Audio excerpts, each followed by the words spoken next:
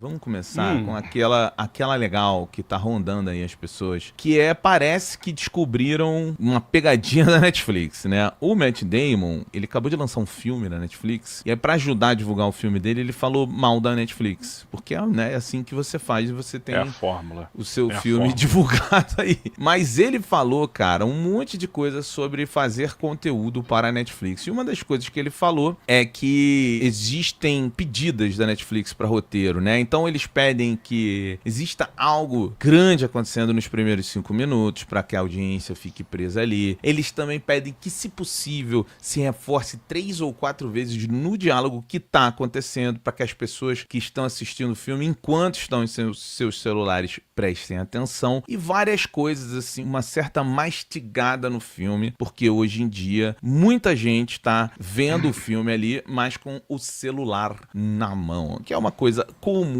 A Netflix pedir isso, cara, faz um certo sentido, né? Não, porque assim, a Netflix, ela tá atendendo ao consumidor dela ali. A Netflix é um serviço de streaming. E por isso, até boto aqui já no bolo da conversa, eu sou uma das pessoas que é contra a Netflix comprar a Warner. Eu prefiro a Paramount comprando a Warner, porque, cara, a Paramount vai priorizar o cinema. E eu talvez seja velho falando isso, mas eu ainda adoro cinema. Cara, daqui a pouco eu vou poder voltar aí no cinema com constância. Uma hora minha filha vai crescer e eu vou voltar aí no cinema. E eu não quero que o cinema tenha acabado quando chegar a minha hora de voltar aí no cinema. Porque a Netflix... Não vai, Diogo, mas assim, cara, o que a Netflix tá fazendo agora é prometer com a maior cara de migué do mundo, que vai deixar uma janela do filme de 45 dias. Que, vamos lembrar, não é uma janela pequena, porque são poucos os Você filmes diz do que filme passam. do cinema pra... Isso, vai lançar o filme no cinema, vai botar lá 45 dias e depois desce pro streaming. E assim, não é pouco tempo, porque são poucos os filmes que duram mais de 45 dias no cinema. É muito tempo pra um filme, assim. São algumas exceções. Essas exceções que fazem muita bilheteria, a gente discute, são os que duram mais. Mas a maioria mesmo não dura isso tudo. Mas assim, cara, puta migué da Netflix isso. Eu não acredito na Netflix. Sabe qual é? Eu adoro a Netflix. Eu sou um grande consumidor da Netflix, mas eu não acredito que eles vão priorizar o cinema se o modelo de negócio é o streaming, tá ligado? É um pouco migué, mas talvez eu acho que a gente tá migrando pra um momento onde, não todos, mas os grandes diretores, por exemplo, os grandes nomes, eles vão ter que negociar isso. Eu acho que vai ser meio caso a caso, sabe? Se, sei lá, o Cuarón for lançar lá com a Netflix filme novo dele, ele vai ter que negociar com ela o cinema. Ó, quero 30 dias no cinema. Cara, ele só negocia o cinema, Norton, se vai pro Oscar. Que aí é interesse não, também do e também, streaming. mas eu acho que a Netflix garfar a Warner também, além de colocar ela mais forte no Oscar, na minha visão tem um pouco do fator bilheteria também. Eu acho que eles estão olhando pra isso. Por exemplo, o Guerreiras do K-Pop, os caras botaram no cinema por, sei lá, uma semana e fez muito dinheiro. Claro, é um fenômeno, é difícil trazer pra equação. Mas eu acho que é isso, sabe? Por exemplo, o Crônica de Nárnia, que a diretora do Barbie tá fazendo, ela pediu pra Netflix lançar no cinema, então fizeram um contrato lá, não sei quantos dias. O Crônica de Nárnia vai sair no cinema antes de ir pra Netflix, pra entrar no Oscar, pra conseguir bilheteria. Então talvez adquirir a Warner seja também um pouco disso, acredito eu, sabe? Tipo, eu acho que pegar esse dinheiro que a Netflix não consegue, que é de bilheteria. O que sempre, na verdade, isso sempre existiu, né? A gente sempre teve em Hollywood e no cinema em si, os filmes com objetivos específicos. Você tinha o filme que era feito para o cinema, você tinha o filme que era feito para televisão, e todos eles seguiam uma formuleta diferenciada. Hollywood sempre teve a sua fórmula, né? A divisão pelos atos, a coesão, né? E a maneira como os atos funcionam dentro do filme e tal. Isso é uma fórmula que o cinema sempre seguiu. É uma fórmula de sucesso que se provou bem sucedida com o passar do tempo e se entendeu que os roteiros precisam ser feitos dentro desse esqueleto específico para que aquilo funcione. Então, assim, o que eu acho que a Netflix está fazendo, ela está tentando entender os padrões que funcionam melhor, porque ela tem uma máquina de resultados. Eu quero dizer o seguinte, não que ela dê muitos números positivos, mas que ela dá muitos números para ela. Então, ela consegue interpretar com mínimos detalhes, ou muito mais detalhes do que um cinema, o que está dando certo, o que não está dando certo dentro de um filme. E aí ela consegue criar essa nova fórmula. Agora, eu entendo que a Netflix já entendeu uma coisa que acho que a gente está com um pouco mais de dificuldade, que nós assistimos filmes desse jeito, que a gente está falando que como certo, mas Era assim que a gente assistia. Daqui pra frente pode não ser mais, irmão. E não tô falando que é certo e errado, eu tô falando assim, cara, o jeito de assistir filme mudou. As pessoas veem a porra do filme com o celular na mão. Daqui a pouco, mais pro futuro um pouco, elas vão ver filme com o Ray-Ban delas lá e vai ficar aparecendo notificação na cara da pessoa. Daqui a pouco a pessoa vai ver o filme no Ray-Ban somente. Pronto, acabou. Sabe qual é? Então, assim, é muito distinto. Hoje em dia já se assiste filme em carro. Sabe qual é? Enquanto o carro está em movimento, então, puta, é um ponto importante a gente disputar, a gente trabalhar pra focar a atenção do público pensando em resultado no cinema. Isso é um fato. É uma coisa que não tem nem o que ser discutido. Agora, pensando em arte, que eu acho que é o grande ponto que a gente tá batendo aqui, que é no cinema arte, como a sétima arte, cara, a gente tá se distanciando, né? E aí sim eu concordo com o Beto. Talvez o cinema como a gente conheça, que é o cinema senta lá no escurinho, assiste a parada na moral e vai embora em silêncio e comenta depois, puta, você vai ter que pagar mais pra ter essa porra. Da mesma forma que a gente paga mais pra comprar um vinil, né? Bem provável, tá ligado?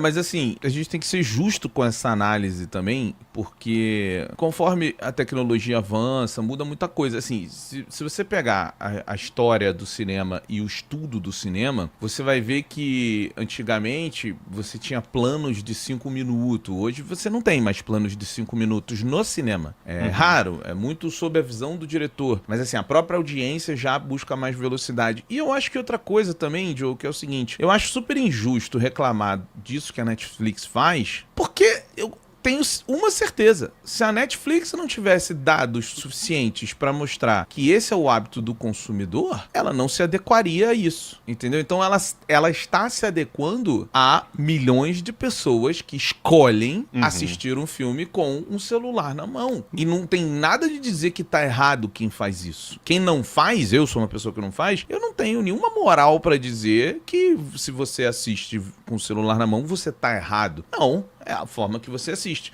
E se tem mais gente fazendo isso do que nem eu, sentado só olhando pra tela, a Netflix tá falando. Então, cara, o consumidor é esse. Eu vou me adequar ao consumidor, pô. Mas entendeu? O quanto isso é causa ou efeito? Você entende? Porque assim...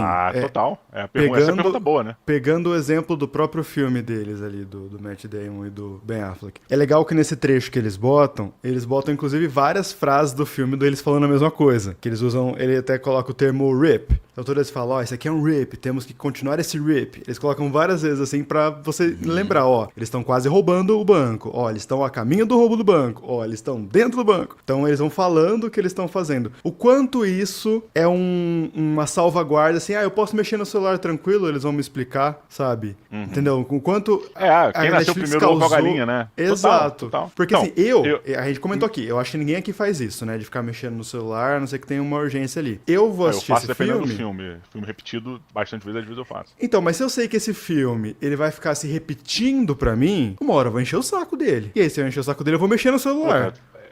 Porra, é muito boa essa parada. Faz sentido? É um ciclo que vai se retroalimentar pra caralho. Cara, eu acho que essa questão é muito boa. Eu acho que eles estão fazendo isso porque eles entenderam que esse é o formato. Só que ele é um formato que vai incentivar você a ficar no celular, mais e mais. E agora, assim, eu acho que isso acaba sendo um problemaço. Você acha que o formato vai incentivar as pessoas a ficarem no celular? É o que o Norton falou, cara.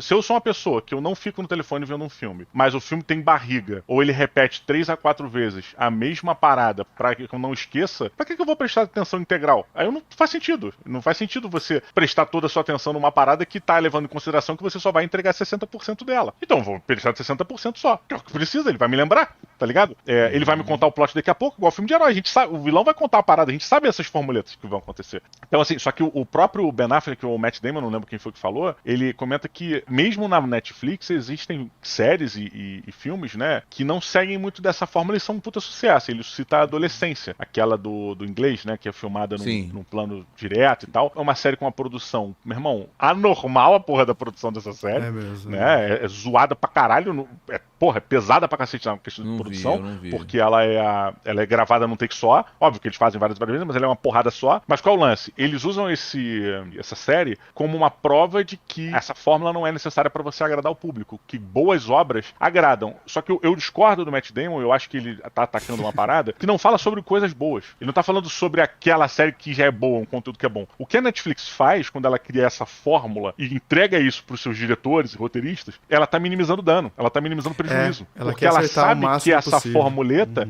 é o menor risco que ela vai correr. Se essas pessoas conseguirem entregar isso aí, a chance é que aquele conteúdo que ela vai produzir, que o pessoal vai produzir, seja no mínimo razoável pra cima. Não vai ser um fracasso porque tá atendendo aquelas pequenas coisas. Assim E como aí toda ela, fórmula. de vez em quando, ela deixa um autor autoral trabalhar, né? Ela deixa um Del Toro trabalhar no Frankenstein, ela deixa algumas coisas acontecerem, mas são mais raros. E assim, como a Netflix tem muito dado, cara, ela sabe que o filmão lá, filmão arte, ninguém tá assistindo. As pessoas estão abandonando no meio. Senão ela tava investindo nisso, cara. Sacou?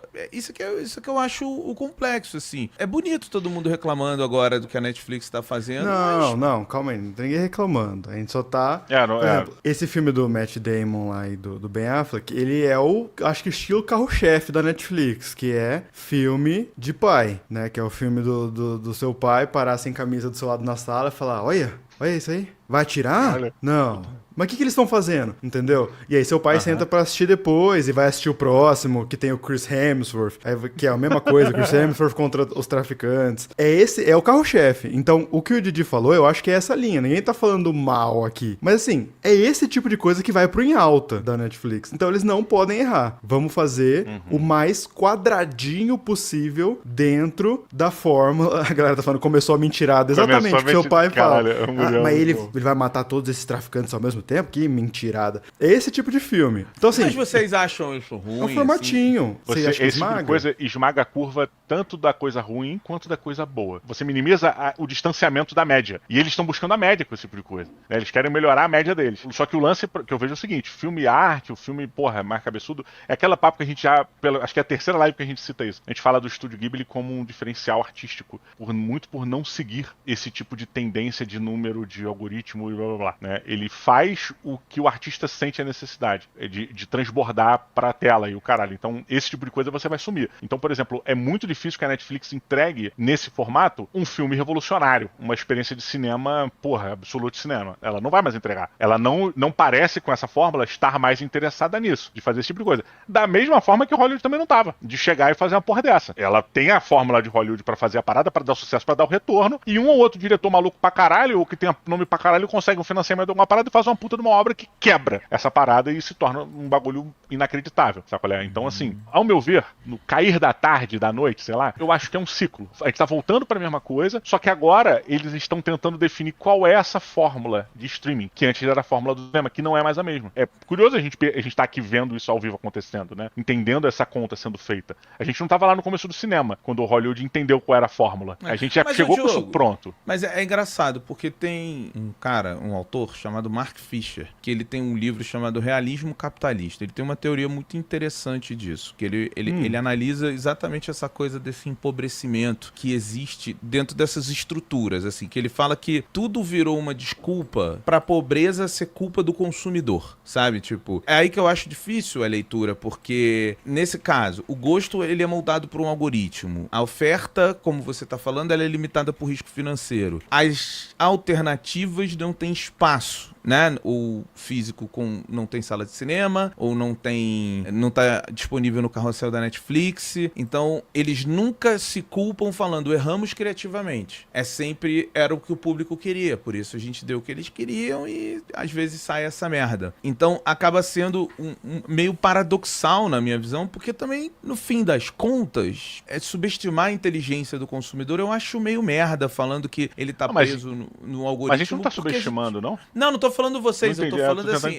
eu tô tentando achar, porque me parece que é uma roda com muita dificuldade da gente achar o caminho, sabe qual é? O caminho ideal que você diz para que isso aconteça. É, porque, presta atenção, tem um filme chamado Filhos da Esperança, que é um livro, muito bom o filme, inclusive, que é com aquele rapaz que sumiu, ele deveria aparecer. Que era o eterno James Bond que não foi, né? Esse maluco era pro Clive Owen. O grande questionamento ali da teoria do filme e do livro é que existe uma continuidade da humanidade, mas sem futuro. A existência não tem um próximo passo, ela está presa àquilo que ela é naquele momento. Que é basicamente isso que a gente tá falando, né? O algoritmo, ele vai fazer você querer uma coisa mais pobre e você se acostuma a esse algo mais pobre e você nunca vai provocar, você nunca vai além. Então, porque eu acho que assim, o algoritmo ele não tá preocupado necessariamente com a qualidade. Ele tá preocupado em satisfazer a sua necessidade. Sua necessidade não, a sua vontade. Ele vai te entregar o que Mas você ele deseja. tá fazendo você ter a vontade também. Aí é que tá o Certo, mas paradoxo. aí voltamos pro ponto do Norton, né? Porque isso vai fazer com que você esteja retroalimentando uma parada que ele mesmo, sabe? Então ele vai alimentar esse tipo de coisa. Agora, eu acho, como diria o nosso caos cientologista lá de Jurassic Park, a natureza acha um caminho, saca? E eu acho que essa evolução das mídias e o caralho, a gente tá agora nesse novo momento, é um novo momento pra tudo. Tanto pro cinema, pra fórmula de cinema nova que tá vindo, porque ela vai ser uma fórmula de cinema que atende às necessidades do streaming, mas também tenho certeza que um filme que vai disputar o Oscar, ele não vai satisfazer essas necessidades. Os canais de streaming e as produtoras, eles vão ter que entender que esse é um filme feito pra disputa, é um filme, né, para concurso, festival e o caralho, e esse aqui é um filme midiático, ou seja, a separação de Made for TV e Made for Cinema ainda vai continuar de alguma maneira, né? Não e sei, aí, Diogo. Não sei, não, cara. pra mim eu não tenho dúvida, Beto. Eu acho que um filme na fórmula, ele não disputa. Não tem como ele disputar um Oscar Uai, com um filme que foi feito pra... Que isso, Diogo, você me perdoa, mas Não, assim... não tô falando se de você bilheteria, pegar- não. Tá. Bilheteria ele pode bater, tranquilo. Falando de premiação. Tô falando sobre... É porque Ainda as é bilheterias são relevante. dominadas. As Não, mas são- bilheteria é Não, mas outra parada. premiação ainda é relevante.